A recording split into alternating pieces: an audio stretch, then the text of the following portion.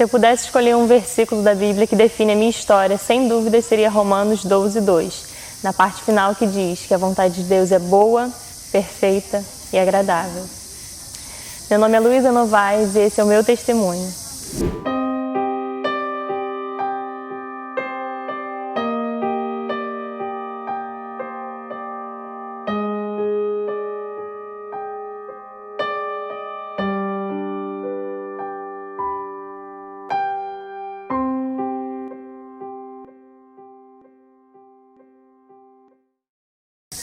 Aos 12 anos de idade, eu aceitei Jesus. E foi num período muito difícil da minha vida. Eu tinha acabado de perder a Nívia, que era minha prima e era uma pessoa importante demais para mim. E eu estava realmente num período que eu não tinha chão, eu não tinha forças. Mas o Senhor colocou uma amiga no meu caminho que me chamou para ir à igreja. E quando eu cheguei naquele lugar, o sentimento é de como se eu tivesse andado durante 12 anos da minha vida perdida. E enfim eu tinha me encontrado. Eu amei aquele lugar, aquelas pessoas, mas de fato, ali eu não tive um verdadeiro encontro com Cristo. E eu permaneci na igreja durante alguns meses, mas quando chegou no período de carnaval eu me revoltei contra o Senhor. E eu falei, não, Deus não honrou a minha vida, Deus não salvou a Nívia. O que eu estou fazendo nesse lugar honrando a um Deus que não me amou, que não teve piedade de mim? E eu saí daquele lugar disposta a desapontar a Deus, disposta a fazer com que Cristo tivesse raiva de mim. Não sei o que estava passando na minha mente, mas de fato o sentimento era esse. Era fazer com que o Senhor se entristecesse. E eu fui para aquele carnaval com esse intuito.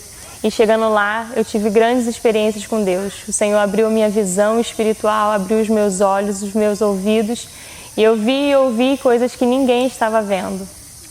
E eu voltei daquele lugar totalmente arrependida de tudo que eu tinha feito. E através do arrependimento, sim, eu conheci a Cristo. E quando eu voltei para aquele lugar, eu fiz uma promessa para o Senhor. Diante do altar eu disse para Ele, Senhor, eu não te largo, independente do que me aconteça, custe o que me custar. Eu continuarei na Tua presença, enfrentando tudo o que vier. A caminhada não foi fácil, mas o Senhor sempre me fortaleceu. Ninguém na minha família era da igreja, mas eu estava disposta a servir o Senhor com totalidade. E eu permaneci na presença de Deus. E perto do meu aniversário de 15 anos, o Senhor colocou um príncipe na minha vida. E sem dúvida ele chegou para mudar minha história, para transformar minha vida. E enfrentamos muitas dificuldades, mas o Senhor nos permanecia de pé em todas elas. E nós namoramos, noivamos com 18 anos. E no ano de 2018, na virada do ano, nós decidimos que aquele seria o nosso ano, o ano do nosso casamento. E marcamos a data para o dia 15 de novembro. E foi um ano muito difícil, de muitos desafios, mas a gente estava certo de que iria acontecer e que iria dar tudo certo. Mas no dia 31 de julho, o Douglas sofreu um acidente. Ele estava em uma obra voluntária e ele tomou um choque, passou perto da fiação. E eu confesso que naquele momento, quando eu recebi a notícia, eu achei que era bobeira, eu achei que tinha sido algo simples. E eu fui para o hospital até assim, meu Deus, o que ele aprontou? Mas quando eu cheguei lá eu vi que era sério. E o Douglas entrou em coma naquele dia e permaneceu lá durante 3 meses. Foi os 3 meses mais difíceis da minha vida, de maior aprendizado. Mas sem dúvida o Senhor me fez muito mais forte. Faz 2 anos, mas eu sempre vou me emocionar. Porque de fato foi um divisor de águas na minha vida. E nós tivemos grandes experiências com Deus dentro daquele lugar.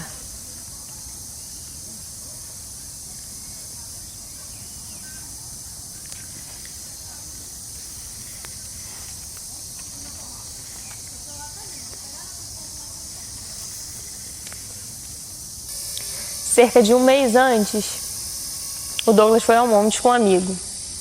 E eu sempre tive o sonho de ser mãe. E aquilo era um sonho que realmente pulsava muito forte no meu coração.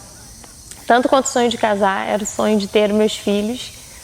E a gente sempre planejou muito isso. Mas esse 1 mês antes, quando ele chegou do monte, ele me ligou e disse que ele queria que na vida dele fosse cumprida a vontade e o querer de Deus. E que se o querer de Deus fosse levá-lo, que ele aceitava essa vontade de Deus, mas ele queria que eu tivesse meus filhos. Então até nisso eu vejo a generosidade tanto dele quanto de Deus. E eu creio que em um relacionamento esse deve ser o sentimento de um homem para com a sua mulher, de amar como Cristo amou a igreja, de fazer com que a pessoa seja feliz independente das circunstâncias. E eu confesso que quando tudo isso aconteceu, eu lembrei desse dia quando ele me falou que ele aceitava que a vontade de Deus era levá-lo, e meu coração ficou aflito, mas eu criei até o último momento. Eu continuava tendo a certeza que Deus ia fazer a sua vontade e que eu iria aceitá-la independente de qual ela fosse. Foram dias muito difíceis, mas o Senhor me manteve de pé, toda a nossa família, toda a nossa igreja, porque Ele sabia que havia um propósito para tudo isso. E no dia 30 de julho, eu fui para o hospital, era um domingo, mas o meu coração já foi apertado. E eu cheguei na sala e eu conversei com o Douglas durante todo o tempo de visita. E na hora que eu me despedi, que eu disse que eu amava, que eu estava indo embora, o coração dele acelerou muito, muito, muito mesmo. Foi lá no alto, de modo que a máquina começou a apitar. E eu abracei ele e falei, calma, amor, senão os médicos vão vir e vão dar sedativo para você. Ele mesmo, como eu conversava com ele, como se ele pudesse me ouvir, porque de fato eu acreditava nisso. E aquele foi o último eu te amo do Douglas para mim. No outro dia de manhã, o Senhor o levou. Mas esse choro jamais vai ser de indignação e sim de gratidão por ter a oportunidade de tê-lo conhecido. Assim que eu soube a notícia, eu falei, por quê, Senhor? É um castigo? Se o Senhor iria levá-lo, por que o Senhor me deu? Era melhor não ter me dado. E na mesma hora o Senhor me respondeu, você tem certeza disso? E eu falei, não. Me perdoa, Senhor, porque castigo mesmo seria não tê-lo conhecido. Por mais a dor de perder seja grande, a dor de não conhecer, sem dúvida, seria muito maior. E é isso que eu libero para todas as pessoas. Eu sei que o luto é difícil e é um processo de cura diário. E cada um tem um tempo, cada um tem um processo, mas todos nós iremos alcançar a paz que excede todo entendimento dentro dos nossos corações. Então eu sempre digo que existem milhões de mulheres no mundo, mas noiva do Douglas só fui eu. Existem milhões de mães no mundo, mas mãe desse bebê que foi embora é só você. Existem milhões de pais no mundo, mas pai dessa menina linda que está aí foi só você. Então que a gente venha ser grato, ainda que seja muito difícil perder. Eu sou grata a Deus por tudo que eu vivi e hoje o meu processo maior é de reviver os meus sonhos, porque não é fácil, mas sem dúvida esse é o desejo de Deus para as nossas vidas. Uma vez eu ouvi da pastora Eichela, ela contando seu testemunho, no final ela disse assim, não permita que a morte leve nada além daquilo que o Senhor permitiu que ela levasse. Que o luto não tome os nossos sonhos, que o luto não tome a nossa esperança, que o luto não nos consuma de forma que a gente não consiga viver o dia de amanhã. O objetivo de estar aqui contando a minha história não é jamais para deixar ninguém triste, e sim para motivar vocês a entenderem que na vida nós teremos momentos difíceis, mas que em todos eles o Senhor estará do nosso lado, nos sustentando.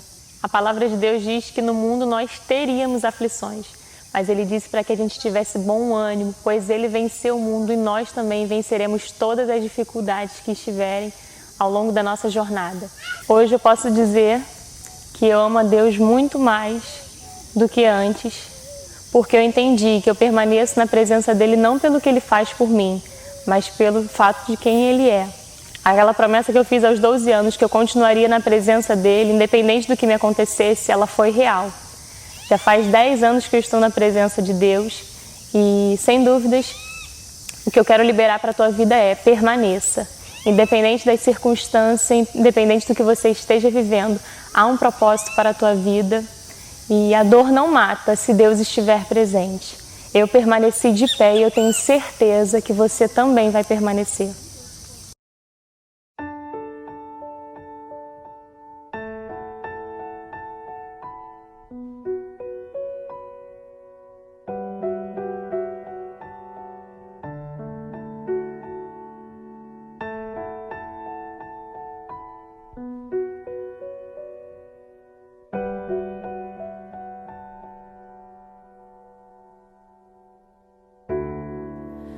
A dor não mata.